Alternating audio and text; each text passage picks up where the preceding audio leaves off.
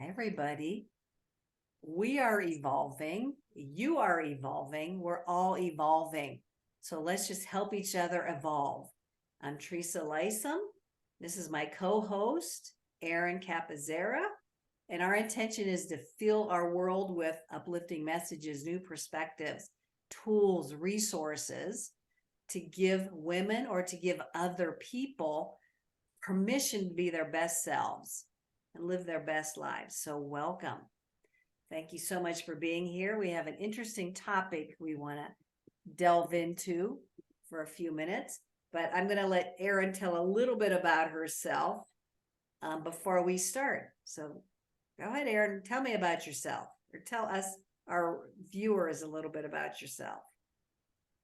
Hello, I am Erin Capazerra, and I'm a functional nutrition coach focusing on the holistic of the person and helping moms and dads put health back into or healthy living back into their way of life. So without spending hours in the kitchen, hours at the gym, or sacrificing the job or life with the family. Thank you. And I'm Teresa Lisum, and I help women understand and reconnect with their superpowers, their innate gifts and abilities. And then I help them maximize and really delve into those strengths so that each person can really own and embrace their own strengths and then use those strengths, those superpowers with intention. So today we're going to talk about being vulnerable. Just starting this podcast was being very vulnerable for both me and Erin. Are people going to like this? What if it flops? What if we look stupid? All that stuff. So all those moments, all those thoughts come up. But do you want to start us off, Erin, with how we started our conversation before we jumped on? I was reading a book this morning, and I'm not sure the exact title, but something about ask better questions. And the intro to the book was talking about being vulnerable and sharing your story. So it was about a gentleman who was on a Greyhound bus with a complete stranger. And instead of making small talk, he said, "Tell me your story." So he told the gentleman his story. And then, of course, he reciprocated and asked the gentleman to tell his story. And it turns out that it was a very touchy subject. And it was something that he didn't he never talked about, he never mentioned to anyone, but he fully decided to be vulnerable and open up. And through that is what he really helped an individual with. So basically, instead of making small talk with everyone, what if we shared our deeper thoughts and what was going on in challenges we've been through, knowing that it will help another individual that we meet, even if it is a complete stranger. Thank you. So sharing our vulnerability with others, number one, can be healing for ourselves. And number two, can be helpful to another person in ways that we never even could have imagined. So being vulnerable, consider this, being vulnerable helps that other person with whatever, or gives them permission to be vulnerable. And we were chatting about, if we're all vulnerable, if we're all imperfect, if we're all just trying to get through life in the best way possible, but we still do stupid things, we still do things that are embarrassing, we still don't make the best decisions every single time. If we're all doing that, but yet we're all hiding that from each other, like, why do we do that? What are we hiding from? What are we afraid of? Wouldn't it be better if we just all allowed ourselves to be vulnerable and to share those imperfections with everybody else? In my opinion, our world would be so much better because we're not hiding anything. Well, it takes a lot of work too okay, let me hide this. How can I act this way? What can I do? Rather than just go with the flow. And honestly, like the stories you sit around a room and tell people, the embarrassing things, the vulnerable things, those always make the best stories at the end of the night. They do, And but people do relate to it. But other things we hide from other people. Like this person that in your story you start with is hiding the fact that he was adopted And, why is that something that needs to be hidden? Like, it's just a fact. It's just something that happened, some experience. And why did he feel that that was something he did not want other people to know?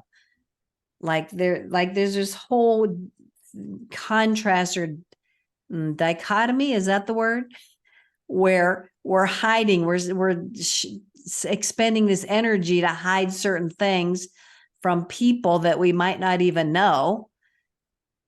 And yet we all are experiencing the similar or same vulnerabilities, but yet we're all hiding them, but yet we're still experiencing them, but we're hiding them. Like, why are we hiding them is the question that keeps coming up for me. Like, what are we afraid of? Why are we afraid to be vulnerable with others? It's funny because what just came to me was the quote, fake it till you make it. So are we all just walking around faking it until we're this perfect person so that we're completely flawless? And maybe that's what's, driven into us as to, okay, this is why you can't be vulnerable.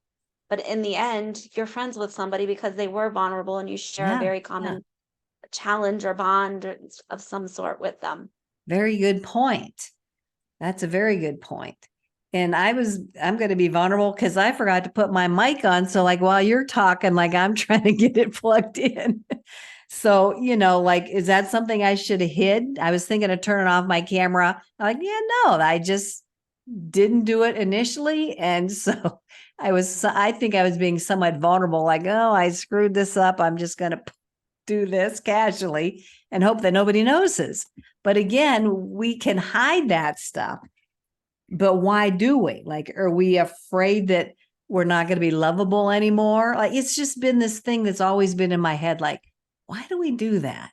Because we're all doing the same thing. We're all trying to fake it to look better in the eyes of others. But if everybody's doing it, then do we need to? Because I hope that our viewers are understanding what we're trying to get at. Like, it's almost as ridiculous that we're walking around expending this energy to put on this perfect facade when nobody's perfect anyway.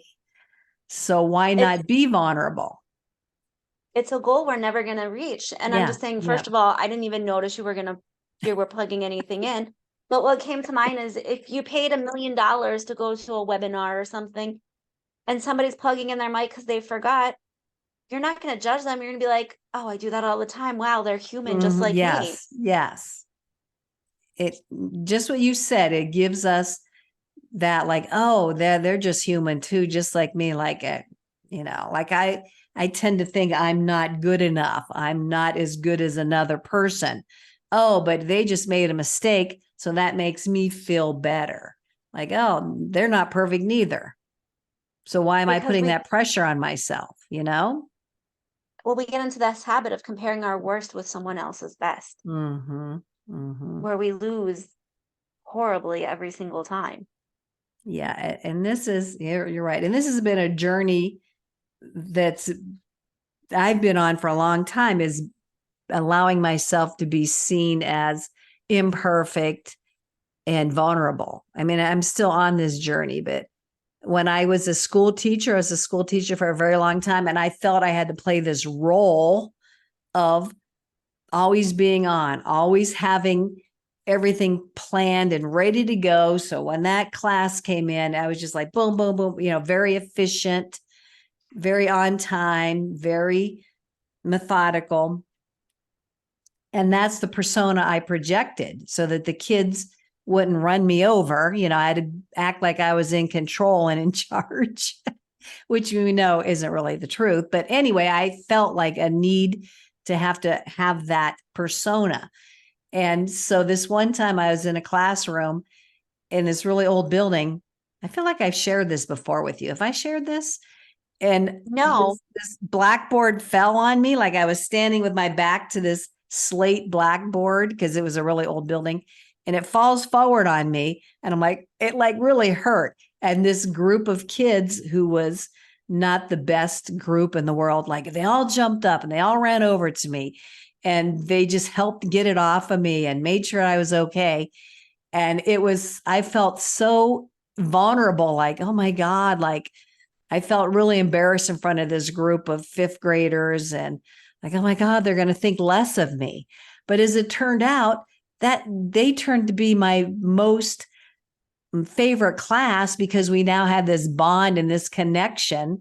And it's almost like they respected me more because this moment in time where, I could have been injured and they were there to help me, or I don't know what it was, but it was like we had a different energy between us after that, all because of this incident that made me feel very vulnerable. So it gave us a new appreciation of each other, I guess. But it was so interesting for me to see that play out. Like, oh, I guess I don't have to uphold this perfect persona of being the, teacher that has it all together.